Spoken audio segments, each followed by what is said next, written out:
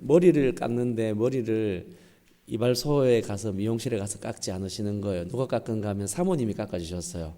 그래서 제가 너무 궁금해가지고 아니 그 좀 사모님 시식에 미용실 가서 깎으시지 왜 그렇게 깎으시냐고 사모님한테. 그래서 사모님 사랑이 그렇게 좋으시냐고.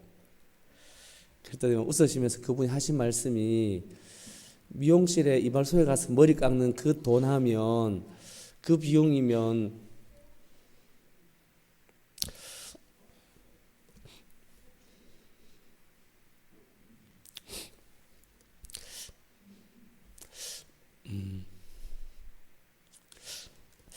잊을 수 없는 선배님의 이야기였습니다.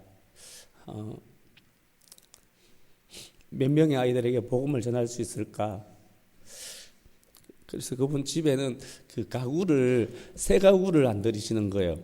누가 이사를 간다 그러면 이제 아파트 단지 새로 들어올 때마다 아파트 단지가 이렇게 이제 이사가 들어오잖아요. 그러면 흥가구 나갈 때 그분이 가서 그 흥가구를 가져와 가지고 이거 또 새 가구 들어왔다 이러시고는 흥가구를 자기 집에는 새 가구처럼 넣으시는 분이었습니다. 그래서 참 늘 사역할 때마다 내게 주어져 있는 삶의 기회, 이 물질들을 어떻게 사용할 건가 늘 돌아봤던 분이었습니다. 그리고 또 한 분이 있으신데요. 내가 과연 이 자리 서는 것이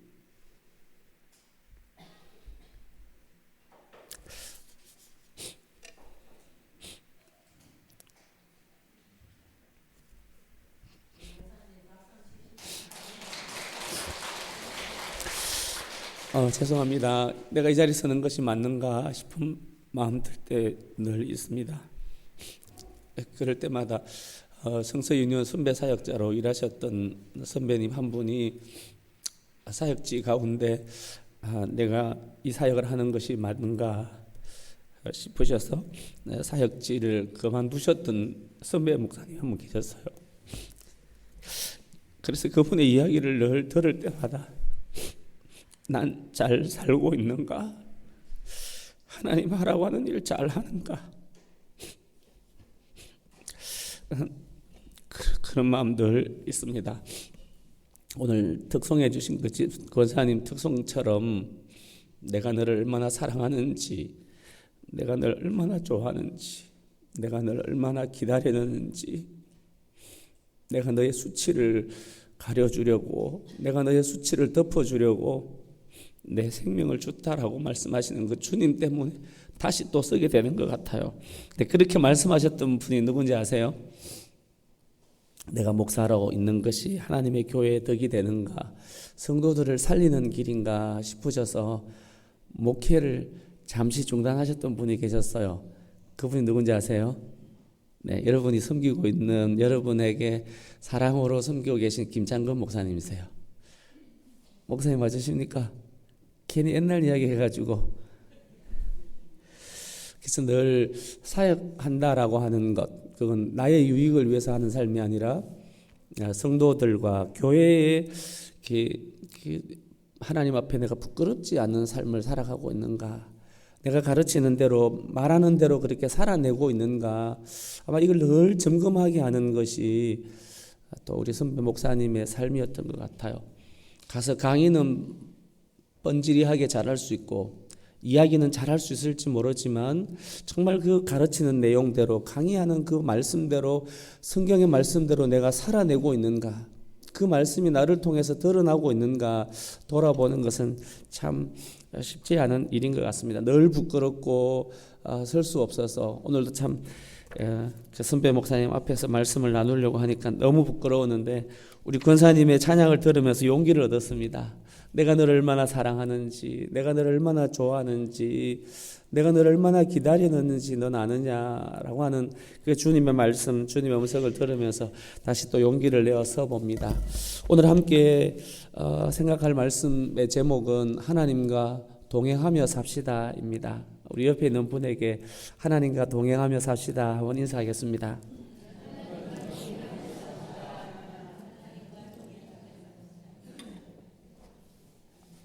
이 한 해 간절한 기대입니다. 이 한 해 동안 우리 성도님들이 주님 앞에 이 한 해 나의 소망, 내가 하나님 앞에 형제들을 향해서 제가 하나님과 늘 동행하며 살기를 원합니다 라고 이야기하는 고백, 이 한 해 내가 어떻게 살아갈 건가, 이 한 해 새해 모토가 되었으면 좋겠다 하는 그런 바람을 가져봅니다. 함께 어떤 말씀을 나눔할까, 어떤 말씀을 공동체 가운데 하나님이 나누기를 원하실까 기도하는 가운데 지난주에 목사님에게 이야기를 듣고는 같이 계속 기도하면서 창세기 5장의 창세기 말씀을 지금 묵상하는 가운데 도대체 그리스도인으로 살아간다고 하는 것, 하나님 백성으로 살아간다고 하는 것, 내가 예수님을 믿습니다라고 하며 살아가는 것, 내가 교회를 다니고 있습니다라고 하는 것은 무슨 내용인가, 성경을 날마다 읽는다라고 하는 것은 어떤 의미인가라고 하는 이야기를 계속해서 되짚고 묻고 말씀을 돌아보면서 창세기 5장에서 한 사람을 발견했습니다. 그 사람은 바로 에녹입니다.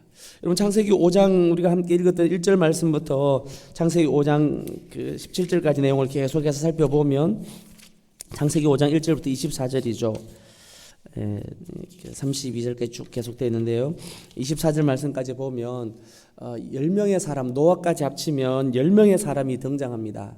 근데 이 10명의 사람에 계속해서 반복되어지는 특징이 있습니다. 어떤 특징이 발견했습니까?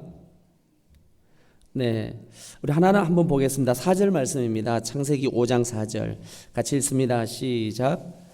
아담은 800년을 지내며 자녀를 낳았으며, 네, 아담은 셋을 낳은 후 이렇게 이야기합니다. 그 다음 말씀에 보면 5절에 보면 셋은 105세 에노스를 낳았고 라고 이야기하고 있고요.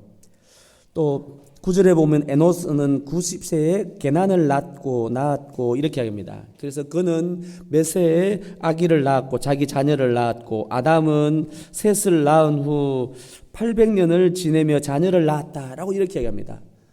아담은 800년을 지내며 자녀를 낳았으며, 에노스는 807년을 지내며 자녀들을 낳았으며, 누구를 낳고 몇 년 동안 자녀를 낳고 살았다라고 그렇게 얘기합니다. 그리고는 또 한 가지 특징이 있습니다. 그들은 몇 세에 자녀를 낳고, 그리고는 그 자녀를 낳고 몇 세를 더 살다가, 그리고는 마지막에 보면 우리 6절 말씀에 보면 이렇게 5절 말씀에 보면 아담에 대한 이야기를 하면서 아담 그는 930세를 살고 죽었더라. 아담은 셋을 낳은 후 800년을 지내며 자녀를 낳았으며, 그리고 아담은 930세를 살고 죽었더라. 아담이 셋을 낳은 후 800년을 계속해서 살고 있으면서 자녀를 낳았더라. 그리고는 그 자녀를 낳고 930세 살고 죽었더라. 자녀를 낳고 살다가 몇 세에 죽었더라 라고 하는 이 이야기가 계속해서 반복되어지는 일상의 삶의 모습들을 우리에게 소개하고 있습니다. 우리 아침에 자고 일어나서 아침 식사하고 오전에 일상의 삶을 살고, 또 때가 되어서 점심을 먹고, 또 일상의 삶을 살고 자녀들을 돌보고 일상의 가정의 삶을, 직장의 삶을 살다가 또 하루의 삶을 마치고 돌아와서 저녁을 먹고 발을 씻고 그리고는 이부자리에 들지 않습니까? 그 일상의 삶이 계속해서 반복되어져 가는 삶을 우리가 살아가고 있습니다. 여러분, 우리 이런 일상의 삶을 살아가면서 그 일상이 매일 다람쥐 쳇바퀴식의 그 삶을 살아가면서 야, 이 삶에 무슨 의미가 있는가? 이런 삶을 내가 또 살아야 되는가? 라고 하는 마음이 우리에게 들지 않습니까? 그런 우리들에게 매듭이 있어서 잠깐 또 용기를 한번 내봅니다. 2019년을 돌아보면 야, 내 참 잘 살았구나. 의미 있는 삶을 살아서 나 참 가치 있는 삶을 살았구나. 내 삶에 있어서 한 자락 어떤 삶을 살았노라고 말할 수 있는 삶이 있는가 하면 돌아보니까 아쉬움이 있잖아요. 부끄러움이 있잖아요. 이러려고 살았던가 싶은 마음이 우리에게 있습니다. 그래서 하나님이 또 한 해를 마무리하고 2020년 되어서 송구 영신 예배를 드리고 새해를 시작하면서 이제 2020년 첫 주를 지나고 둘째 주를 시작하면서 왜 우리 마음에 야, 그래도 올해는 뭔가 조금 다르겠지 하는 그런 기대를 하잖아요. 어떻습니까? 올해 여러분 어떤 기대를 가지고 새해를 시작했습니까? 저에게도 다시 2019년을 돌아보고 2020년을 시작하면서 하나님 앞에 기대하는 마음이 있습니다. 주님, 제가 올해는 이렇게 좀 살기를 원합니다 하면서 제 기대하는 마음들을 기록해 봤습니다. 이렇게 적었습니다. 하나님, 한 사람을 말씀 묵상의 즐거움을 맛보게 하며 살기를 원합니다. 제 올 한 해 2020년 소원은 한 사람을, 제가 만난 한 사람에게, 그 한 사람에게 말씀 묵상의 즐거움을, 말씀 묵상만 있으면, 하나님의 말씀만 있으면 행복하구나, 다른 것 다 없어도 말씀 때문에 살아갈 수 있습니다 라고 하는 한 사람 만나고 그 한 사람 세워내는 것, 제게 이 한 해의 기대입니다. 이 한 해의 소망입니다. 그래서 이 한 해 이 소망을 누구에게 시작했는가 하면 저희 지부에 새로 이제 함께 사역하게 되어진 간사님 한 분 들어오셨어요. 선교단체 간사로 허입을 받고 일하게 되어진 간사님입니다. 함께 사역하게 되어진 간사님입니다. 묵상 훈련을 한 번도 받은 적이 없고, 그리고는 처음 이런 단체에서 섬기는 간사님이세요. 그러다 보니까 낯선 게 참 많더라고요. 이제 한 열흘 정도 지나갔는데 속상한 부분이 벌써 생기기 시작합니다. 우리 간사님 여기 안 계셔서 이 말을 제가 자신 있게 하는데요. 네. 음식물 먹다가 남은 쓰레기 있는데 목사님 이건 어떻게 버려야 돼요? 깜짝 놀랐습니다. 제가 저한테 묻는 간사는 처음이었거든요. 지금까지 간사님들이 스스로 알아서 다 처리했는데 저보고 목사님 이건 어떻게 처리해야 됩니까? 지금 걱정이 막 되어집니다. 말씀 묵상하는 것은 처음이어서 그냥 한 구절에 꽂히면 한 구절에 맞닿아 있으면 그거 가지고 그냥 계속해서 풀어내가지고 얼마나 속상한지.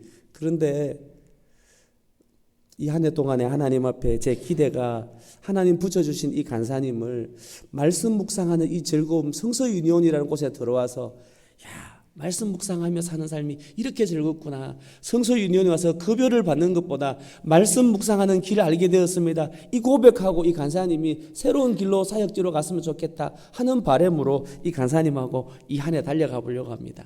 이 한 해 동안 제게 기대가 있습니다. 두 번째 제 기대는 이 땅의 어린이 사역자들 모임, 특별히 부산 지역 안에 어린이 사역자 모임들을 세우는 것, 이게 하나님 앞에 제가 그런 기대라고 생각하고 있습니다. 근데 이 기대를 주님이 어떻게 이루어 가실지 저는 잘 몰라요. 지나고 보면 또 다른 고민들이 생기겠죠. 한 해를 지나면서 말입니다. 이 에녹의 삶이 일상의 삶을 살았습니다. 에녹은 65세에 동일하게 무드셀라를 낳았습니다. 그리고는 무드셀라를 놓고 300년 동안 자녀들을 낳고 살았습니다. 그리고는 365세가 될 때 그는 죽었어요. 이게 에녹 앞에 살아갔던 사람들 모두가 걸어갔던 삶의 특성을 그대로 가고 있습니다. 여러분, 우리 삶 가운데 하루를 삶을 시작해서 식사하고 잠자고 또 자녀를 키우고 양육하고 직장 생활하다가 그러다가 잠자리 들고 이러다가 이것이 연속되어져가 어느 날 우리 삶이 이제 마무리하게 되어지잖아요. 주님 부르셔서 우리가 이 땅의 삶을 거치게 되어진다는 거죠. 이 일상의 삶에 하나님 우리에게 주신 의미가 있었습니다. 무엇일까요? 그것은 그야말로 아담 이후에 노아까지의 사람들의 삶이 하나님의 말씀 앞에, 하나님은 전혀 말씀하시지 않고 하나님은 저들의 삶에 개입하시지 않는 것 같지만 자녀를 낳고 일상의 삶을 살면서 자녀를 낳았다가 주님 부르실 때 흙으로 왔던 인생이 흙으로 다시 돌아가겠다라고 하는 그 하나님의 정해놓은 그 질서를 따라 일상의 삶을 살아가고 있었더라라는 것입니다. 사랑하는 성도님들, 이 한 해 동안에 우리가 하나님과 함께 동행하는 삶을 살아간다라고 하는 것, 그것은 일상을 떠난 삶을 살아가는 것이 아니다라는 겁니다. 늘 일상을 벗어나서 늘 하나님 나라 천국 같은 교회에 와서 살아가는 삶, 늘 기도원에 가서 살아가는 그런 삶이 아니라 아무도 나를 인정해 주지 않는 그곳에서, 하나님을 알지 못하는 그곳에서 하나님이 창조하신 이 세상 속에서 살아가는 삶, 그 일상의 삶이 하나님이 오늘 우리에게 나와 동행하자라고 부르는 삶의 자리인 것을 기억하게 되어지기를 간절히 소원합니다. 그래서 이 한 해는 일상 속에서 하나님과 동행하면 참 좋겠습니다. 가정에서 하나님과 동행하고, 자녀들을 양육하는 자리에서 하나님과 동행하고, 회사에서 하나님과 동행하고, 하나님께 머무르고 있는 그 이웃 사람들과 함께 있는 그 일상의 삶들 속에서 하나님과 동행함이 있는 그런 저와 여러분 삶 되기를 소원합니다. 우리 옆에 있는 분들에게 집에서 하나님과 동행하며 삽시다. 그렇게 좀 인사하겠습니다.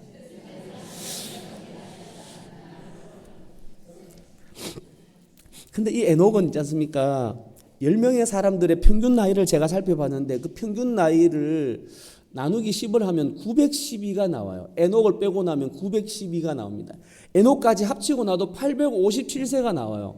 857세, 912세를 살았던 이 아담 이후로 10번째 사람 노아까지의 일상의 삶을 돌아보면 오랫동안 900세 정도의 삶을 다 살아간 가운데 에녹의 삶은 단명했어요. 웃었지 않습니까? 단명했다니까요. 몇 세를 살고 짧게 살았다고요? 365세를 살고 짧게 살았다니까요. 아무도 안 웃으시네요. 저는 이 이야기하면 참 웃을 것 같았는데 오늘날은 100세를 살면 장수했다라고 생각되어지는데 365세가 이 당시 사람들의 삶의 3분의 1밖에 안 되는 짧은 삶을 살았다라는 겁니다.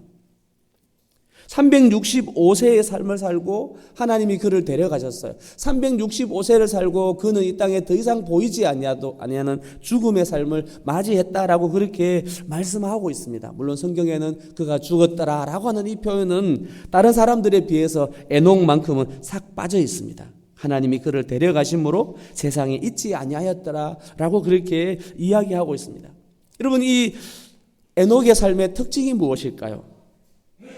일상의 삶을 살면서 늘 하나님과 동행하는 삶을 살았는데 이 에녹의 삶의 특징이 무엇이었을까? 오늘 우리가 함께 읽었던 22절 말씀과 23절 말씀에 23절, 24절 말씀입니다. 우리 22절부터 24절 말씀을 다시 한번 읽겠습니다. 시작. 무드셀라를 낳은 후 300년을 하나님과 동행하며 자녀를 낳았으며 그는 365세를 살았더라. 에녹이 하나님과 동행하더니 하나님이 그를 데려가심으로 세상에 있지 아니하였더라. 아멘.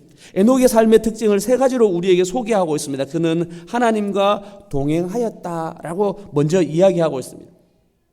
그 하나님과 동행하는 삶을 살았는데 24절에 보니까 에녹이 하나님과 동행하더니 하나님이 그를 데려가셨다라고 그렇게 이야기합니다. 그래서 그는 더 이상 세상에 있지 아니하는 삶을 살았다라고 그렇게 말씀하고 있습니다. 오늘 이 말씀을 제가 다른 번역본인 쉬운 성경을 봤습니다.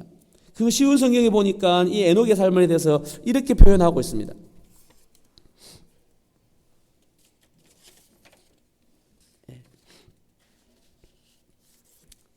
죄송합니다. 에녹의 삶은 이렇게 표현되어 있습니다. 그는 하나님과 깊은 관계를 누리며 살았고 평생 하나님의 뜻을 따라 하나님과 함께 살다가 하나님이 그를 데려가셨다라고 이렇게 얘기하고 있습니다. 하나님과 동행했다라고 하는 그 이야기를 어떻게 표현하고 있는가 하면 하나님과 깊은 관계를 누리며 살았다라고 그렇게 이야기하고 있는 것입니다. 저는 에녹의 삶의 첫 번째 특징을 하나님과 깊은 관계를 누리는 삶, 동행했다라고 하는 이야기를 쉬운 성경은 그렇게 표현하고 있는 겁니다. 하나님과 깊은 관계를 누리며 살았다. 이 하나님과 깊은 관계를 누리며 살았다라는 이야기는 어떤 이야기일까요? 그것은 다르게 표현하면 바로 하나님과 교제를 누리는 삶이다라고 그렇게 이야기하고 있습니다. 에녹의 삶이 첫 번째 어떤 삶을 살았다고요? 하나님과 교제하는 삶을 살았다라고 이야기하고 있습니다. 300년 동안 하나님과 교제하며 하나님과 깊은 관계를 누리며 삶을 산 삶이 바로 에녹의 삶이었다라고 말씀하고 있습니다. 사랑하는 성도님들, 이 한 해 동안에 하나님과 깊은 관계를 누리며 하나님과 교제하며 하나님과 동행하는 삶을 살아가는 저와 여러분의 삶이 되어지길 원합니다. 하나님과 동행하는 삶입니다. 하나님과 깊은 관계를 누리며 하나님과 교제하는 삶을 살아가는 것입니다. 바로 이 에녹의 삶을 하나님이 기뻐하셨다라고, 하나님이 그를 흡족해 하셨다라고 말씀하고 있습니다. 우리 함께 이 에녹의 삶을 표현하고 있는 히브리서 11장 말씀을 잠깐 살펴보겠습니다. 히브리서 11장 5절 말씀입니다. 히브리서 11장 5절.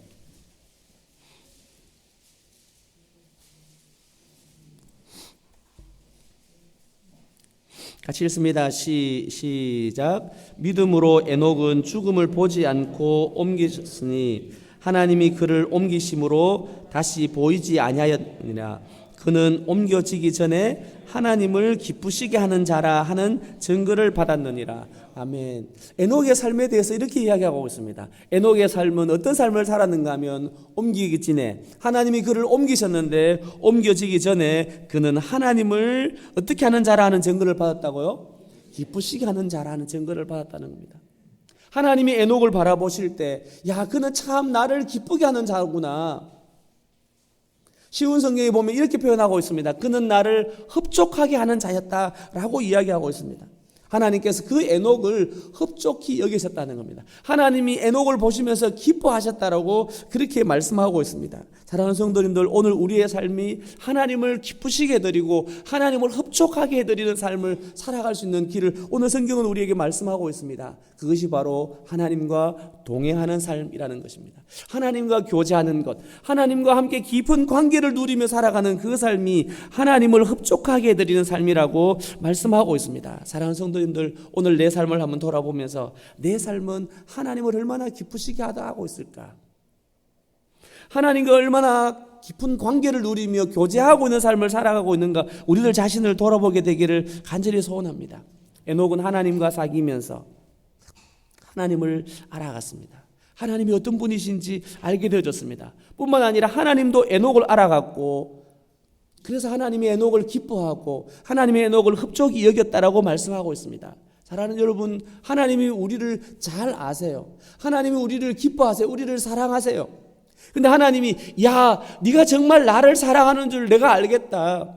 네가 정말 이제야 나를 사랑하는 줄, 내가 나를 사랑하는 줄 이제 내가 알겠다. 그렇게 주님은 우리를 바라보면서 말씀하기를 기뻐하시는 거죠. 여러분, 창세기 말씀 가운데 이런 한 사람을 발견하게 되어집니다. 누구입니까? 믿음의 조상이었던 아브라함입니다.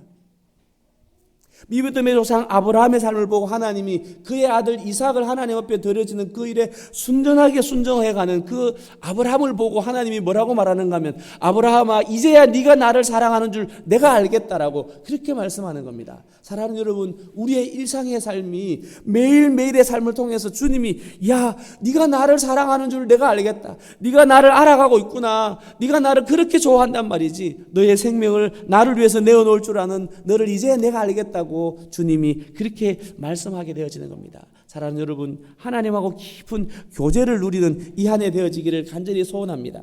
어떻게 하면 하나님과 깊은 교제를 누릴까요? 하나님과 깊은 교제를 누리며 사는 삶은 어떤 삶을 살 때 우리가 하나님과 깊은 교제를 누릴 수 있을까요? 그것은 바로 하나님의 말씀을 날마다 살피는 것입니다. 하나님의 뜻을 살피는, 하나님 마음을 알아가는 겁니다.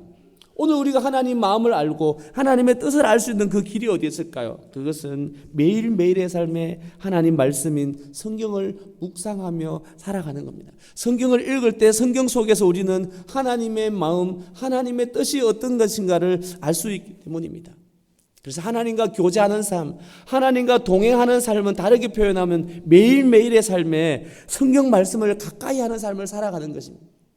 성경을 가까이 하는 것이 하나님을 가까이 하는 것이고, 성경을 사랑하는 것이 하나님을 사랑하는 것이고, 성경을 늘 함께 끼고 다니면서 동행하는 것, 그것이 하나님과 동행하는 삶이다 라고 이렇게 한번 말씀을 드리고 싶습니다.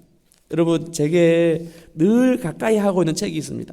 사실은 제가 성경책은 지하철을 타고 다니면 내놓고 다니지 않습니다. 그런데 제가 지하철을 타고도 늘 갖고 다니는 책이 있습니다. 무슨 책일까요? 네, 이 책입니다. 사람들에게 매일 성경을 딱 보여주고 있으면 참 좋을 텐데, 카바를 딱 세워가지고요, 이렇게 지하철 타면 다 폰 잡고 놀고 있는 그 시간에, 폰으로 뭔가를 검색하고 있는 그 시간에, 폰으로 다른 일하고 있는 시간에 저는 이렇게 이제 이걸 내가지고 책을 읽고 있습니다. 예, 맞습니다. 매일 성경이에요.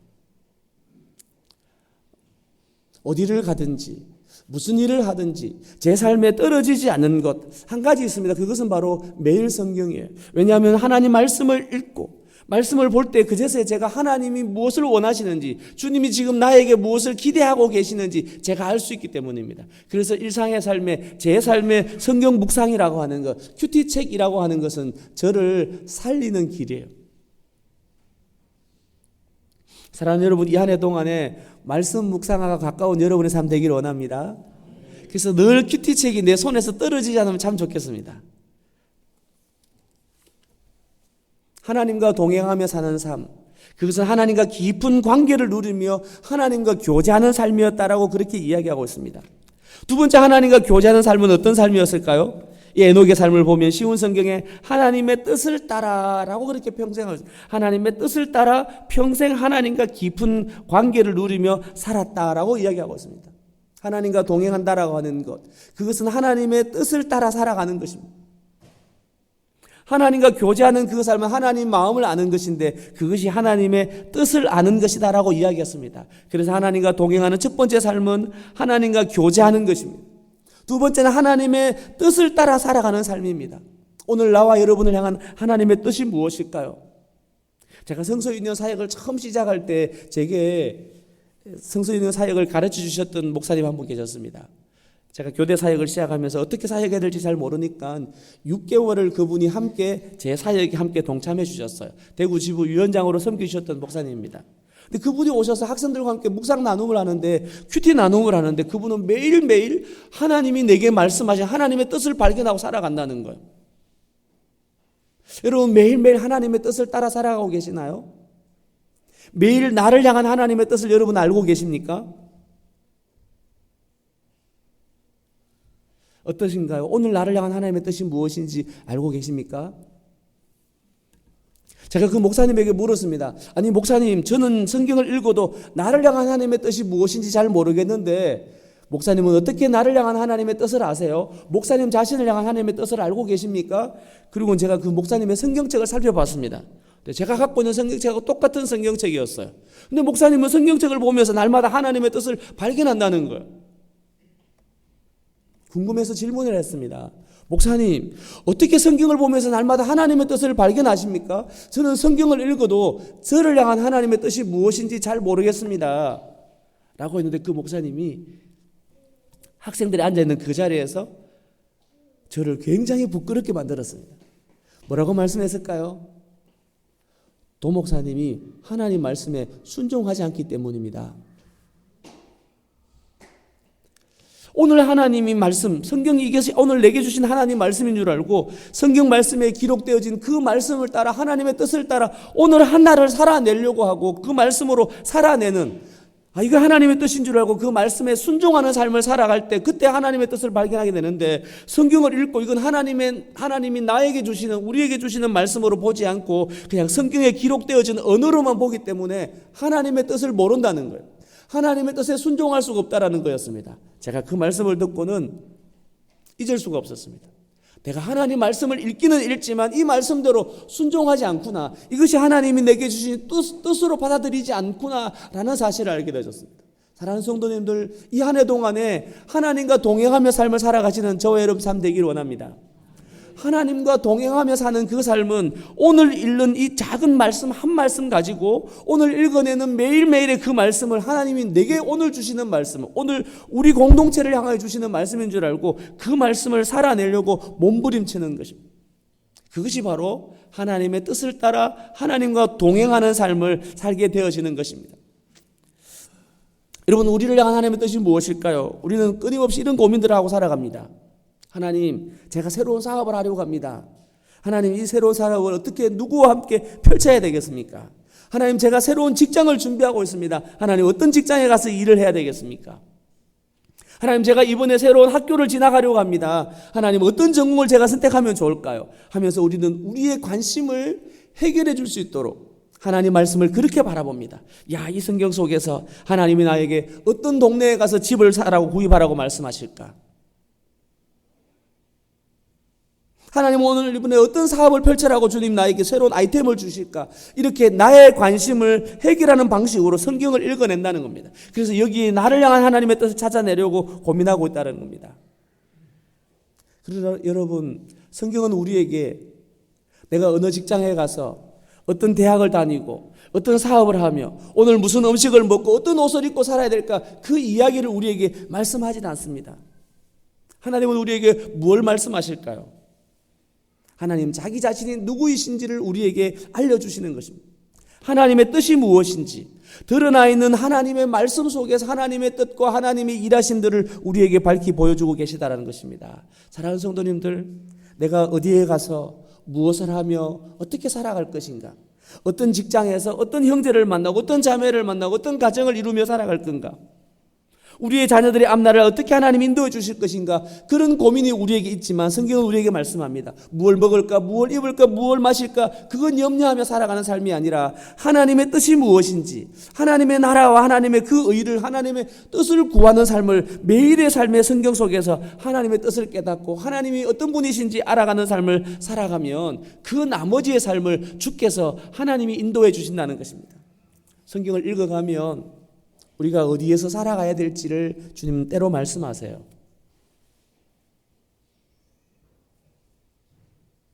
하나님은 우리에게 동네를 말씀해 주진 않습니다.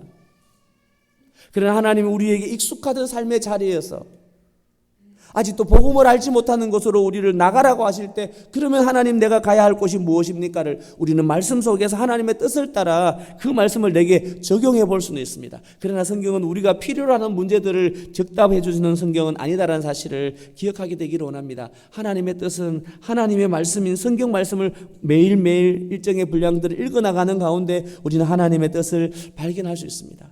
여러분, 하나님의 뜻을 따라 살아가는 그 삶, 그렇게 하나님의 뜻을 따라 하나님과 동행하는 삶, 이 삶을 보고 바로 예배하는 삶이다라고, 그것이 예배자로 살아가는 거다라고 그렇게 말씀하고 있습니다. 사랑하는 성도님들, 우리는 매일매일의 삶에 늘 하나님하고 예배하며 살아가기를 원하지 않습니까? 주님이 찾으시는 그 예배자로, 하나님이 기다리시는 예배자로 우리가 살아가기를 원합니다. 그런데 예배하며 살아간다는 것은 무엇일까요? 예배하며 살아가는 것, 교회 안에서 예배를 드리는 것뿐만 아니라 일상의 내 삶 속에서 예배하며 살아가도록 주님이 우리를 부르셨습니다. 일상의 삶이 예배가 되어지는, 자녀를 낳고 몇백 년을 살다가 하나님 부르실 때 가게 되어지는 그 죽음의 삶이 있는 일상의 삶 속에서 하나님은 우리를 예배자로 부르셨다라는 것입니다. 사랑하는 성도님들, 오늘 하나님의 교회가 이 땅 가운데서 힘을 잃어가 버리는 것, 점점점 무기력해져 가는 영적인 지도자들이 사라져가는 이유가 무엇일까요? 저는 그렇게 생각합니다. 하나님의 뜻을, 하나님을 예배하는 자리를 교회 안으로 한정시켜버리기 때문이라는 겁니다. 우리는 우리의 예배의 삶의 장소가 교회 안에서뿐만 아니라 말씀을 통해서 들었고 공동체를 통해서 함께 소망교회에 와서 함께 들었던 이 말씀을 가지고 나를 하나님께서 보내신 삶의 자리, 일상의 삶의 자리에서 그 말씀을 살아내어서 그곳이 예배자가 될 수 있도록, 그곳이 예배처가 될 수 있도록 우리를 예배자로 주님, 우리를 부르셨다는 사실들을 기억하게 되기를 원합니다. 하나님이 우리에게 받으시길 원하시는, 하나님께 드려질 만한 합당한 예배가 무엇인지를 우리에게 이야기하고 있습니다. 로마서 12장 1절 2절, 우리 너무 잘 아는 말씀이죠. 암송하실 수도 있을 텐데요, 우리 함께 로마서 12장 1절 2절 말씀을 한번 읽어보겠습니다. 로마서 12장 1절 2절 말씀입니다.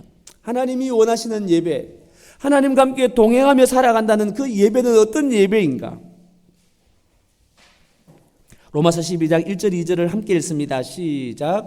그러므로 형제들아, 내가 하나님의 모든 자비하심으로 너희를 권하노니 너희 몸을 하나님이 기뻐하시는 거룩한 산 제물로 드리라. 이는 너희가 드릴 영적 예배니라. 너희는 이 세대를 본받지 말고 오직 마음을 새롭게 함으로 변화를 받아 하나님의 선하시고 기뻐하시고 온전하신 뜻이 무엇인지 분별하도록 하라. 아멘. 오늘 말씀 가운데 우리가 드릴 하나님 앞에 합당한 예배, 영적인 예배가 무엇인지를 말씀하고 있습니다.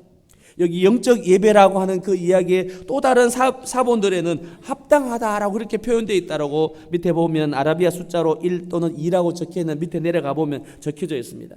너희가 드릴 합당한 예배, 우리의 몸으로 드려지는 거룩한 산 제물 드리는 하나님이 기뻐하시는 예배, 하나님과 함께 동행하는 예배, 삶의 예배, 그 예배가 무엇인지를 말하고 있습니다. 그것은 2절에 이렇게 이야기하고 있습니다.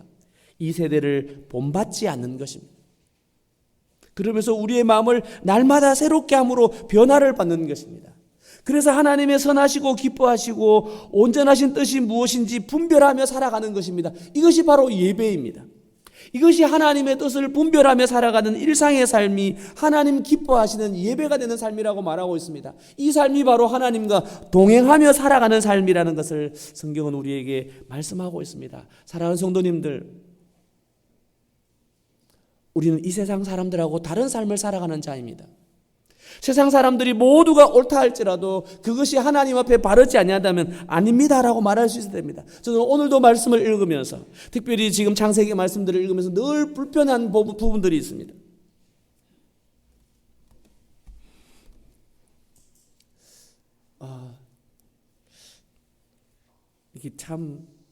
이게 참 조심스러운데요. 제가 오늘 이 이야기를 하고 가면 여러분들 중에 저를 굉장히 좀 불편하게 여길 분이 있을 수도 있습니다. 요즘엔 그 애완동물이지 않습니까? 애견동물, 애견샵 이런 부분입니다. 저를 교대에서 가르치고 그리고는 배웠던 그 교수님의 자녀들이 다들 좀 이렇게 사회에서 이렇게 자기 나름대로 전문인으로 살아가시는 분들이에요. 근데 사역이 필요할 때마다 사역 후원을 많이 해주시는 분입니다. 근데 그 선생님 집에 가면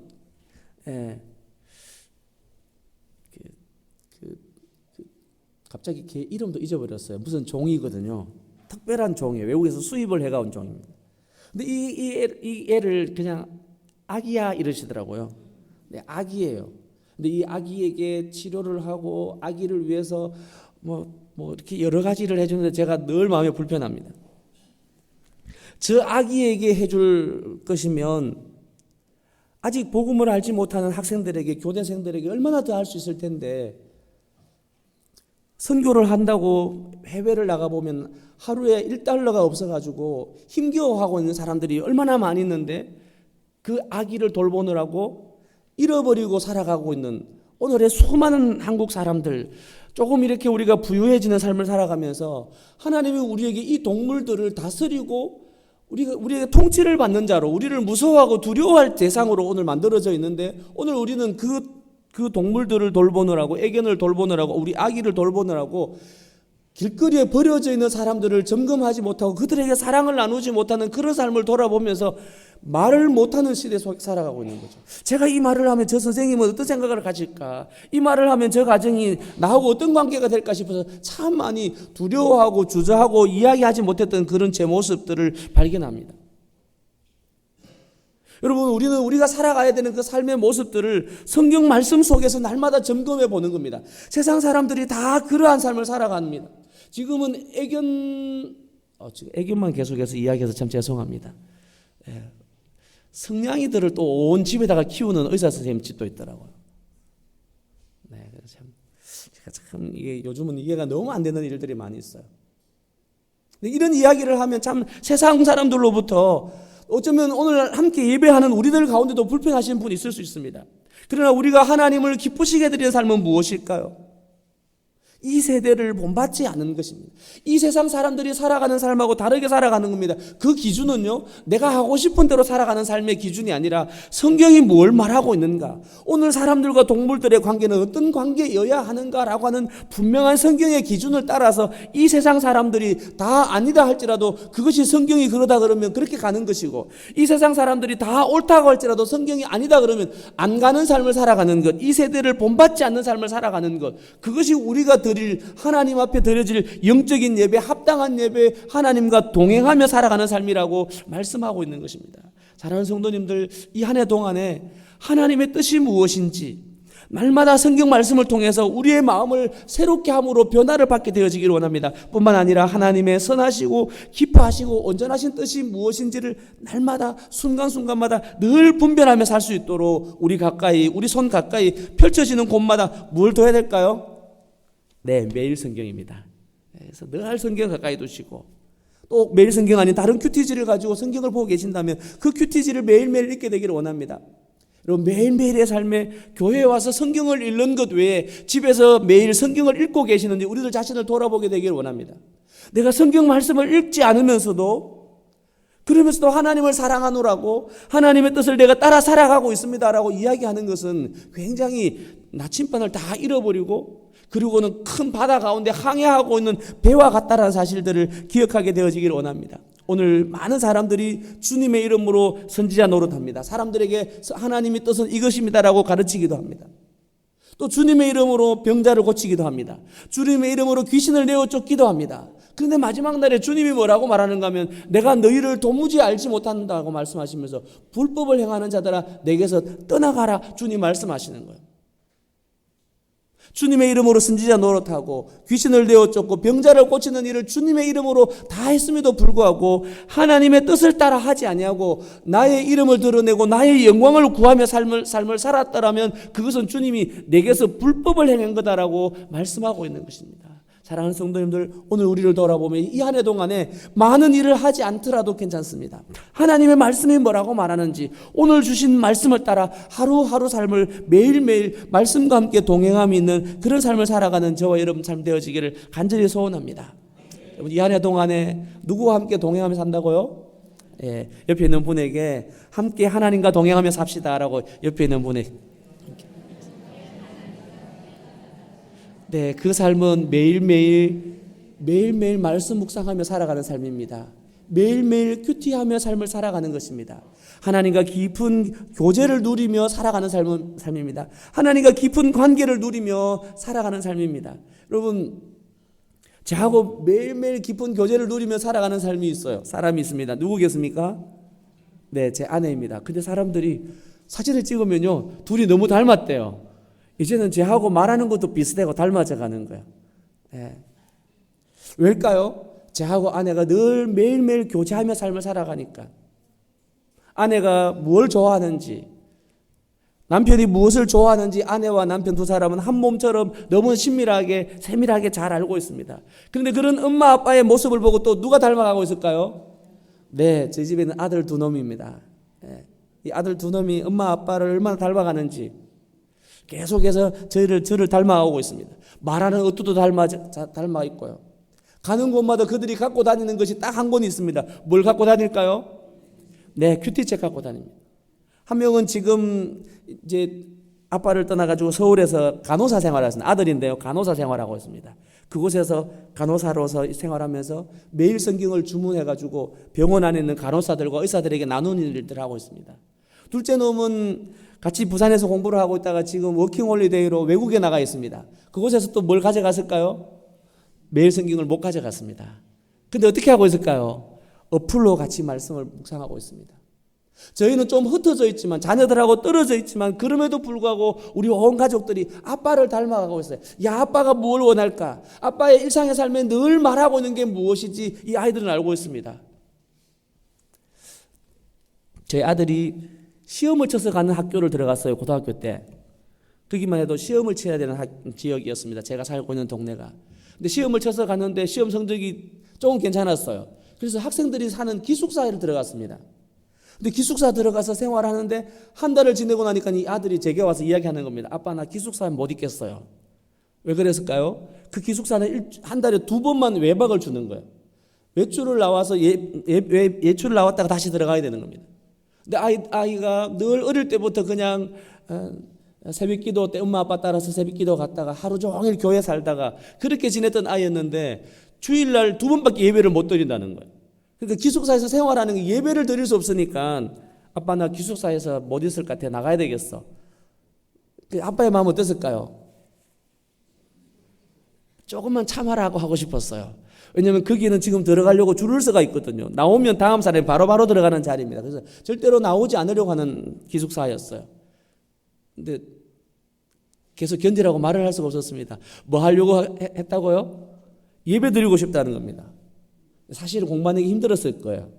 공부하는 게 힘들어서 나가고 싶다 하고 싶었겠지만 아빠한테는 그건 안 통하고 예배를 드리고 싶어요 이야기했습니다. 근데 나왔습니다. 그랬더니 성적이 어떻게 됐을까요?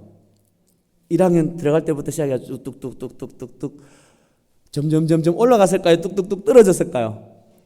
떨어졌습니다. 근데 대학을 들어갈 때 시험을 쳤는데 자기가 가고 싶은 학교에 갈 수 있는 성적이 안 된 거예요. 재수했습니다. 아침 6시에 아들이 가는 재수학원까지 데려다 주고 저는 학교로 출근을 바로 했습니다. 근데 그 동기들이 다 공부하고 있는 틈에 이 아이가 재수학원으로 계속 가고 있는 그 모습 보면서 마음이 참 많이 불편했습니다. 야, 그때 아빠가 조금만 참으라고. 야, 너 예배는 그냥 일주일 한 달에 2번만 예배 드리면 되잖아. 2번만 예배 드리고 2번은 학교에서 큐티하면서 기숙사에서 견뎌. 이렇게 이야기했더라면 이 아이가 이렇게 1년 동안 고생하진 않을 텐데 하는 마음이 있었습니다. 마음이 늘 미안했습니다. 근데 1년을 재수를 했어요. 했는데 시험을 쳤습니다. 자기가 가고 싶은 학교에 갈 점수가 됐을까 안 됐을까요? 예, 안 됐습니다. 맞습니다. 안 된 거예요. 그래서 저는 또 삼수를 하라고 했습니다. 그런데 아빠 나는 삼수는 아닌가 봐 하고는 간호과로 자기가 전과를 해가 갔습니다. 간호과로 시험을 냈습니다. 원래는 얘가 전문의로 치과를 가고 싶었습니다. 왜냐하면 성서윤연에 그 해외 나가 있는 김정태 선교사님, 이사라 선교사님 하고는 이분들을 국제 대회에서 만나고 나도 저 사람들처럼 전문의 사역을 하고 싶어 하는 마음을 어릴 때부터 중학교 1학년 때부터 가지고 공부를 했는데 성적이 안 된 거죠. 관리가 안 되니까. 그리고는 포기하고 간호사를 갔어요. 그 일상의 삶 속에 간호과를 갔더니만 아무도 큐티를 하지 않는 그런 학과였습니다. 근데 그 학교 안에 CMF라고 하는 모임이 있는데 의대생들의 CMF는 있는데 간호과는 CMF가 없는 거예요. 그래서 이 CMF라고 하는 그 동아리에서 의대생들이 간호생들하고 같이 동아리 활동을 못 하겠다고 해가지고 동아리가 안 만들어지는 겁니다. 그래서 CMF 간사님들이 경북대학교 간호과에 이 CMF를 만들어 보려고 여러 가지로 해봤지만 안 되어가지고 아들이 이렇게 간사님들이 다 포기한 상태였습니다. 근데 이 아들이 들어가서 1학년, 2학년 때 나이가 1살 많으니까 후배들과 함께 성경 읽기 시작했습니다. 그리고 아빠가 제공해주는 큐티책 가지고 간호대 안에서 큐티 모임을 만들었습니다. 그리고는 3학년 되어지면서부터 동아리 소개를 하고 동아리가 만들어진 거예요. 그래서 CMF의 간사님들이 다 놀란 겁니다. 전문하려고 하는 간사들이 할 수 없는 그 일을 학생 한 명이 이루어 가더라는 거예요. 어느 곳에 들어가든지 말씀 묵상하고 말씀을 나눔하는 이 일을 하려고 했던 그 아들의 모습을 보면서 야, 아빠의 삶을 이 아들이 참 많이 빼박았구나.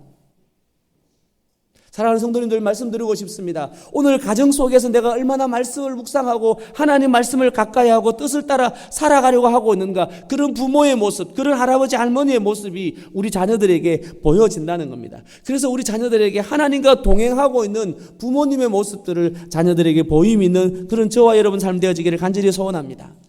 여러분 이 안에 하나님과 동행하며 살기를 원합니다. 하나님과 동행하며 사는 삶은 어떤 삶일까요? 그 삶은 하나님의 다스림을 받으며 살아가는 삶이라고 말씀드리고 싶습니다. 에녹이 365세를 살고 주님이 그를 부르십니다. 오늘 말씀해 보니까 하나님과 동행하더니 하나님이 그를 데려가셨다라고 말씀합니다. 하나님이 그를 이 땅의 삶 속에서 너의 삶을 이제 그만두고 내가 너를 데려가기를 원한다라고 말할 때 에녹의 삶은 더 이상 주저하지 아니하고 주님 부르심 앞에 기꺼이 저는 하나님과 함께 동행했을 거라고 말씀드리고 싶습니다. 하나님의 다스림 앞에 미련 없이 제가 주님 더 삶을 살고 싶습니다. 더 이곳에 더 머무르고 싶습니다가 아니라 주님이 부르시는 삶에 주님과 늘 함께 동행하다가 주님이 데려가실 때 주님의 뜻이 되어서 주님의 때가 되어서 주님이 가자고 하실 그때 주님의 다스리심 앞에 주님의 통치하심 앞에 예하며 순종하는 삶을 살고 있는 이 에녹의 모습을 발견하게 되어집니다. 에녹에 대한 성경 말씀 속에 유다서의 말씀에 보면 이 에녹에 대해서 소개를 하고 있습니다. 유다서 1장 14절 말씀을 같이 한번 읽어보겠습니다. 유다서 1장 14절 말씀입니다. 유다서 1장 14절. 성경 속에 이 에녹에 대해서 표현하고 있는 곳이 딱 두 군데 등장하는데요. 한 곳은 히브리서이고 또 한 곳은 유다서 1장입니다. 유다서 1장 14절 말씀, 우리 14절 15절 말씀을 함께 읽습니다. 같이 읽습니다. 시작. 아담의 7대 손 에녹이 이 사람들에 대하여도 예언하여 이르되 보라 주께서 그 수만의 거룩한 자와 함께 임하셨나니 이는 무 사람을 심판하사 모든 경건하지 않은 자가 경건하지 않게 행한 모든 경건하지 않은 일과 또 경건하지 않은 죄인들이 주를 거슬러 한 모든 완악한 말로 말미암아 그들을 정죄하려 하심이라 하였느니라. 오늘 이 유다서 1장에 나와 있는 이 14절 15절 말씀에 대해서 많은 성경학자가 이 유다에 대한 이 에녹에 대한 유다의 이야기는 아마 성경 속에서는 증거를 찾을 수 없다라고 그렇게 이야기합니다. 이 당시에 많은 사람들에게 들려졌던 외경으로 읽혀졌던 에녹서라고 하는 이 에녹서에 나오는 에녹 2장에 나오는 이 이야기를 아마 이 유다는 인용했는 것 같다라고 이야기하고 있습니다. 근데 이 에녹서 가운데 보면 이 유다가 인용했던 이 에녹서에 보면 에녹서 2장에 이 에녹의 삶에 대해서 이야기를 하고 있습니다. 에녹의 삶은 경건하지 않은 세상 속에 살아가면서 경건치 않은 자들과 함께 경건하지 않게 행동하는 것이 아니라 경건하지 않은 세상 속에 살아가면서 경건한 삶을, 하나님의 뜻을 이루려고 끊임없이 부단하게 살아갔던, 하나님의 다스림을 받으며 살아갔던 경건한 삶을 살아가기로 경주했던 삶이 바로 에녹의 삶이었다라고 그렇게 유다서 속에서 우리는 이야기해 볼 수 있습니다. 여러분, 에녹의 삶은 하나님을 인정하는 세상 속에 살아갔던 것이 아니라 하나님을 인정하지 않은, 경건하지 않은 세상 속에서 경건하지 않는 세대들과 함께 경건하지 않은 일을 하는 죄인들 속의 삶을 살아가는 일이었습니다. 그는 해야 할 일이 참으로 많이 있었을 겁니다. 아마 앞으로도 더 해야 할 일이 있음에도 불구하고 그 속에서 신음하면서 고통 가운데 그는 하나님의 나라를, 경건한 삶을, 하나님과 깊은 관계를 누리며 교제하는 삶을 살았던 것이 틀림없었을 것입니다. 그가 앞으로도 더 많이 해야 할 일이 있었습니다. 800년, 900년 동안 살아가면서 경건하지 않은 세상 속에 살아가면서 하나님의 뜻을 드러내며 삶을 살아야 된다라고 그는 주장했을지도 모릅니다.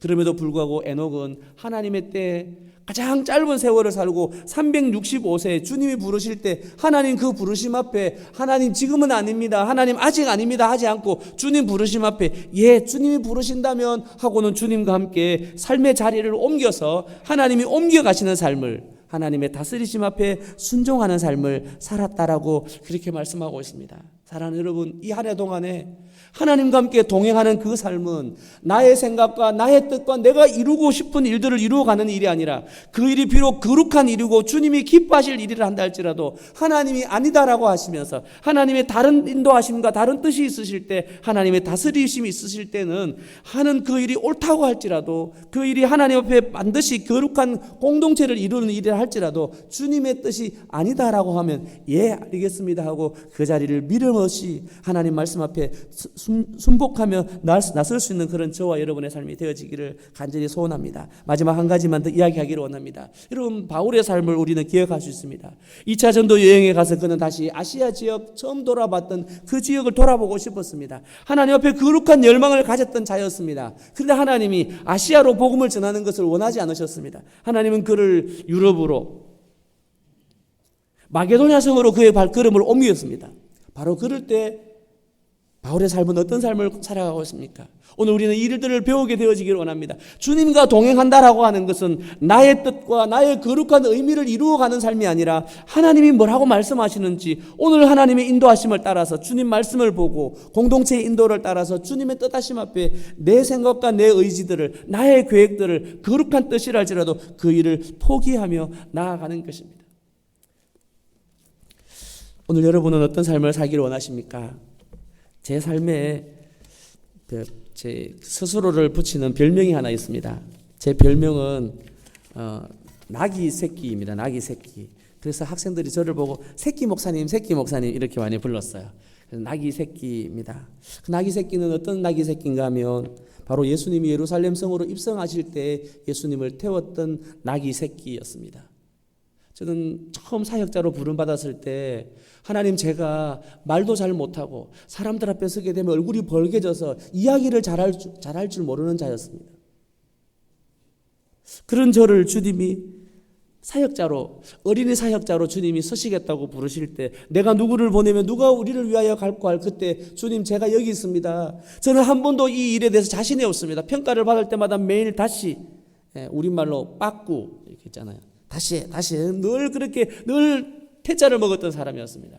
그런데 그런 저도 주님 당신이 서시기를 원하십니까? 그러면 주님 어떤 곳에든지 주님 저를 서 주십시오 하고 주님 주인이 서시겠다고 하시면 주님이 서시고자 원하시는 곳에 저를 서 주십시오 하고 제 삶을 내어드리기로 결심했습니다. 그날 이후로 주님 제가요 이 일 하고 싶습니다. 주님 저는 하나님 교대서 사역을 계속해서 하고 싶습니다. 저는 하나님 대구에서 쓰고 싶습니다. 하나님 제가 어느 지역에 가고 싶습니다. 어떤 사역을 하고 싶습니다. 이게 아니라 주님이 원하신다면 주님이 때에 주님이 원하시는 곳에 주님이 가라고 하는 곳에 그곳이라면 언제든지 예하고 일어서는 삶을 살아야 되겠다. 그리고는 지금도 살고 있습니다. 지금 제 아내는 대구 살고 있습니다. 저는 부산 살고 있어요. 제가 부산 내려오고 싶어서 온 게 아니라 성소유년 본부에서 대구 부산 지역에 지부 총무 자리가 비어 있는데 1년 공석인데 어떻게 하면 좋으냐고 함께 공동체 인도를 받으면서 가족들과 같이 기도하고 아내와 함께 자녀들과 함께 기도하는 가운데 하나님 주님이 인도하심이라면, 주님이 가라고 하시면 제가 가겠습니다 하고는 부산 내려와 가지고요 혼자 살고 있습니다. 근데 봤더니 혼자 사는 게 아니더라고요. 누가 함께 하고 있을까요? 네, 하나님 늘 함께 해주시고 주님 동행하는 삶을 살고 있습니다. 정말 주님과 동행하는 삶이 뭔지를 주님 부르심 앞에 딱 나서고 보니까 더 많이 경험하게 되어지는 것 같습니다. 이 한 해 동안에 하나님과 동행하는 우리 소망교회 성도님들 되어지기를 간절히 소원합니다. 잠시 기도하겠습니다. 좋으신 하나님 감사합니다. 하나님이 우리와 얼마나 함께 하기를 원하시는지, 얼마나 동행하기를 원하시는지, 얼마나 깊은 교제를 누리기를 원하시는지 주님 저희가 오늘 말씀을 통해 배웁니다. 에녹을 주님 바라보시고 흡족해 하시고 기뻐하셨고 네가 나와 함께 깊은 관계를 누리기를 원하는구나 하시면서 에녹과 함께 동행했다라고 하는 증거를 보여주셨던 하나님 감사합니다. 하나님 이 한 해 저희들의 삶도 하나님과 동행하는 자라는 증거를 누리는 삶을 살게 되어지기를 간절히 소원합니다. 옆에 있는 성도들이 보고 내 사랑하는 가족들이 바라보고 아내가 바라보고 직장에 하나님을 알지 못하는 사람들이 보면서 당신은 하나님과 함께하는 사람이군요. 당신을 보니까 하나님이 어떤 분인지 제가 알게 되겠습니다 라고 고백을 들을 수 있는, 증거를 누릴 수 있는 저들의 삶이 될 수 있도록 은혜 베풀어 주옵소서. 감사함 예수님 이름으로 기도합니다. 430장